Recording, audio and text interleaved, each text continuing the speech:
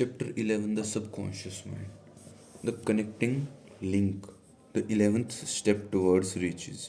Subconscious mind consists of a field of consciousness in which every impulse of thought that reaches the objective mind through any of the five senses is classified and recorded, and from which thoughts may be recalled or withdrawn as letters may be taken from a filing cabinet.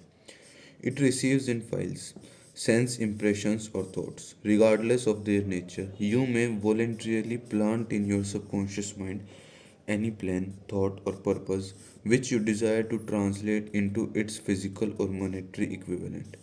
Subconscious acts first on the dominating desires which have been mixed with emotional feelings such as faith. Consider this in connection with the instructions given in the chapter on desire for taking the six steps toward these steps there outlined, and the instructions given in the chapter on the building and execution of plans you will understand the importance of the thought conveyed. The subconscious mind works day and night.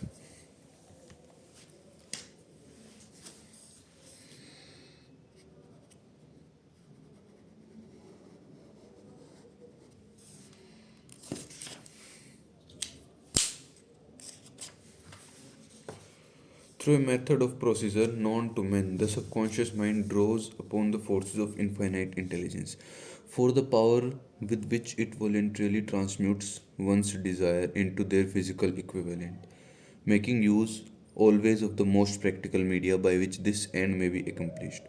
You cannot entirely control your subconscious mind, but you can voluntarily hand over to it any planned desire or purpose which you wish transformed into concrete form. Read again instructions for using the subconscious mind in the chapter on autosuggestion.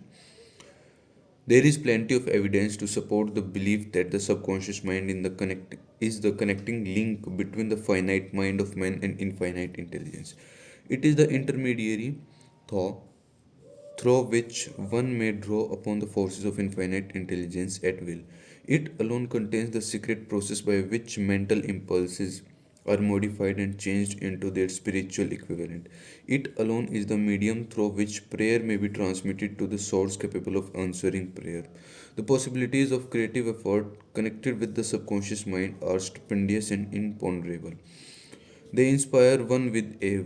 I never approached the discussion of the subconscious mind without a feeling of littleness and inferiority due, perhaps to the fact that man's entire stock of knowledge on this subject is so pitifully limited.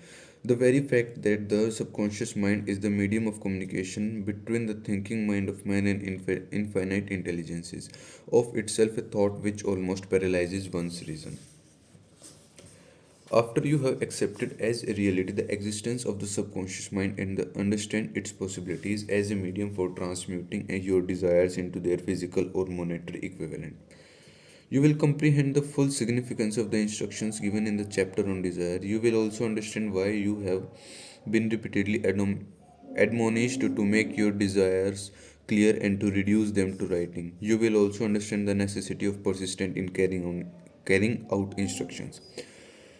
The 13 principles are the stimuli with which you acquire the ability to reach and to influence your subconscious mind. Do not become discouraged if you cannot do this upon the first attempt. Remember that the subconscious mind will be voluntarily directed only through habit under the direction given in the chapter on faith.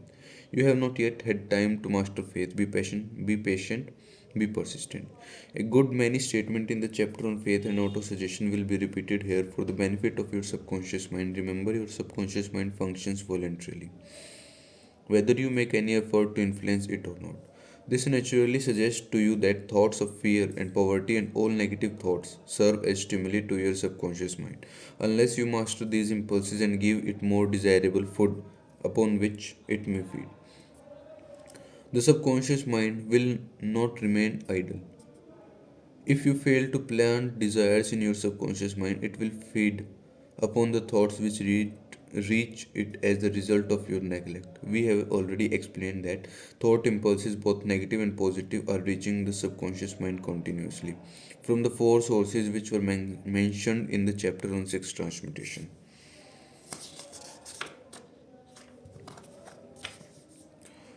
For the present, it is sufficient if you remember that you are living daily in the midst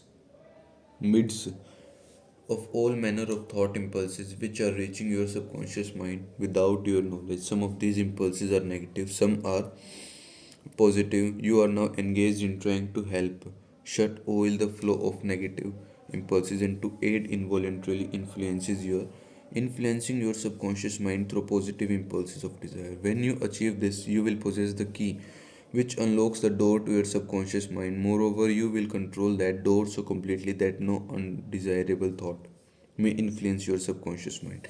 Everything which man creates begin in the form of a thought impulse. Man can create nothing which he does not first convince in thought through the aid of the imagination. Thought impulses may be assembled into plans. The imagination, when under control, may be used for the creation of plans or purpose that leads to success in one's chosen occupation. All thought impulses intended for transmutation into their physical equivalent, voluntarily planted in the subconscious mind, must pass through the imagination and be mixed with faith. The mixing of faith with a plan or purpose intended for the submission to the subconscious mind may be done only through the imagination. From these statements, you will readily observe that voluntary use of the subconscious mind calls for coordination and application of all the principles. Ella Wheeler Wilcohn gave evidence of her understanding of the power of the subconscious mind when she wrote, "You never can tell what a thought will do in bringing you hate or love.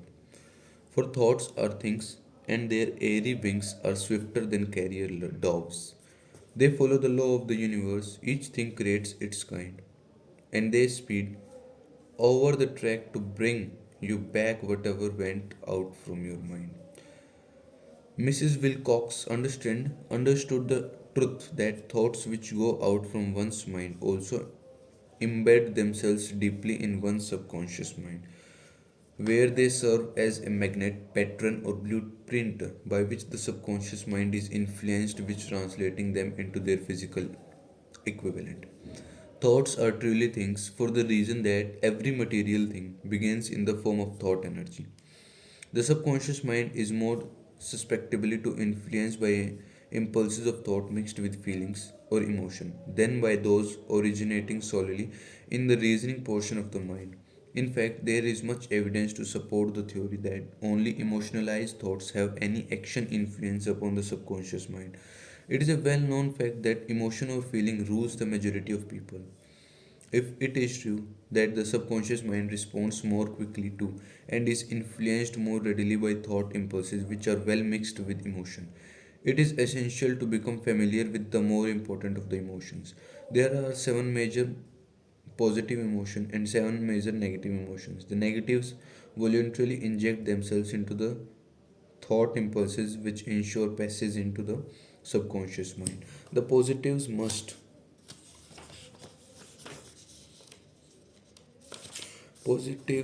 be injected through the principle of autosuggestion into the thought impulses which an individual wishes to pass on to his subconscious mind. Instructions have been given in the chapter on autosuggestion.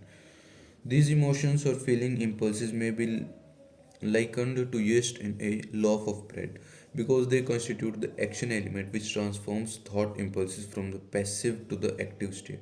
Thus, may one understand why thought impulses which have been well mixed with emotion are acted upon more readily than thoughts impulses originating in cold reason. You are preparing yourself to influence and control the inner audience of your subconscious mind in order to hand over it the desire for money, which you wish transmuted into its monetary equivalent. It is essential, therefore, that you understand the method of approach to this inner audience. You must speak its language, or it will not heed your call.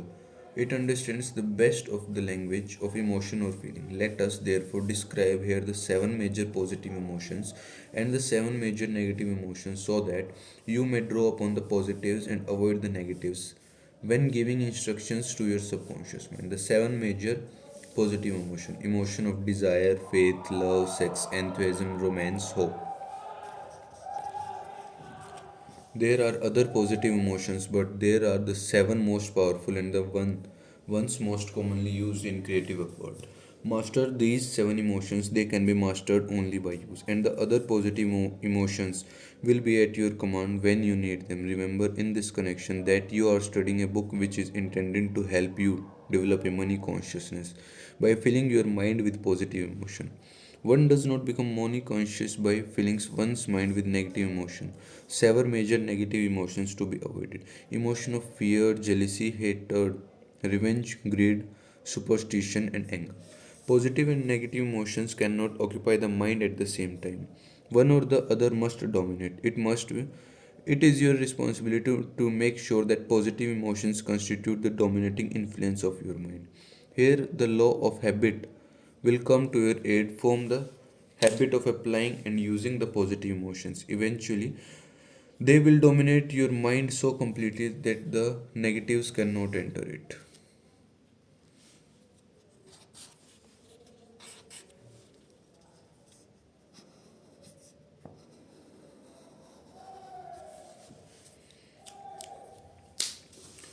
Only by following these instructions literally and continuously, you can gain control over your subconscious mind. The presence of a single negative in your conscious mind is sufficient to destroy all chances of constructive aid from your subconscious mind. If you are an observing person, you must have noticed that most people resort to prayer only after everything else has failed, or else they pray by a ritual of meaningless words. And because it is a fact that most people who pray do so only after everything else has failed, they go to prayer with their minds filled with fear and doubt, which are the emotions the subconscious mind acts upon and passes on to infinite intelligence. Likewise, that is the emotion which infinite intelligence receives and acts upon. If you pray for a thing but have fear as you pray that you may not receive it, or that your prayer will not be acted upon by infinite intelligence, your prayer will have been in vain. Prayer does sometimes result in the realization of that for which one prays. If you have ever had the experience of receiving that for which you have prayed, go back to in your memory and recall your actual state of mind while you were praying, and you will know for sure that the theory here described is more than a theory. The time will come when the schools and educational institutions of the country will teach the science of prayer. Moreover, then prayer may be and will be reduced to a science. When that time comes, it will come as soon as mankind is ready for it and it demands it. No one will approach the universal mind in a state of fear for the very good reason that there will be no such emotion as fear. Ignorance, superstition, and false teaching will have disappeared, and man will have attained his true status as a child of infinite intelligence. If you have already attained this blessing, if you believe this prophecy is far fetched, take a look at the human race in retrospect. Less than 100 years ago, men believed the lightning to be evidence of the wrath of God and feared it. Now, thanks to the power of faith, men have harnessed the lightning and made it turn the wheels of industry. Much less than 100 years ago, man believed the space between the planets to be nothing but a great void, a stretch of dead nothingness. Now, thanks to this same power of faith, men know that far from being either dead or a void, the space between the planets is very much alive. That is the highest form of vibration known, excepting perhaps the vibration of thought. Moreover, man know that this living, pulsating vibratory energy will sorry which permeates every atom of matter and fill every niche of space, connects every human brain with each other human brain. What reason have man to believe that this same energy does not connect every human brain with infinite intelligence? There are no toll gates between the infinite mind of man and infinite intelligence. Communication costs nothing except patience, faith, and persistent understanding and a sincere desire to communicate.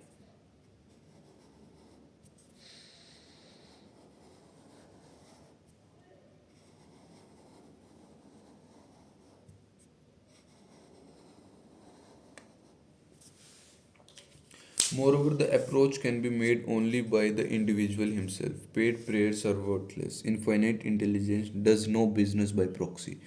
You either go direct or you do not communicate. You may buy prayer books and repeat them until the day of your doom without avail.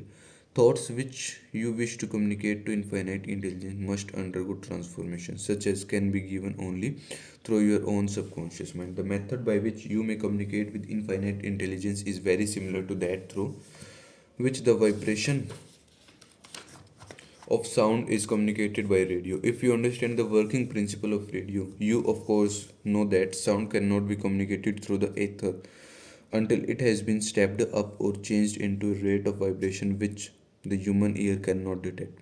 The radio sending station picks up the sound of the human voice and scrambles or modifies it. Can the vibration of sound be communicated through the ether after this transformation has taken place? The ether picks up the same energy which originally was in the form of vibration of sound, carries that energy to radio receiving stations, and these receives sets step that energy back down to its original rate of vibration so it is recognized as sound. The subconscious mind is the intermediary which translates one's prayer into terms which infinite intelligence can recognize, presents the message, and brings back the answer in the form of a definite plan or idea for procuring the object of the prayer. Understand this principle, and you will know why mere words read from a prayer book cannot and will never serve as an agency of communication between the mind of man and infinite intelligence. Before your prayer will reach infinite intelligence, a statement of the author's theory only. It probably is transformed from its original thought vibration into terms of spiritual vibration. Faith is the only known agency which will give your thoughts a spiritual nature. Faith and fear make poor bedfellows. Where one is found, the other cannot exist. Yep.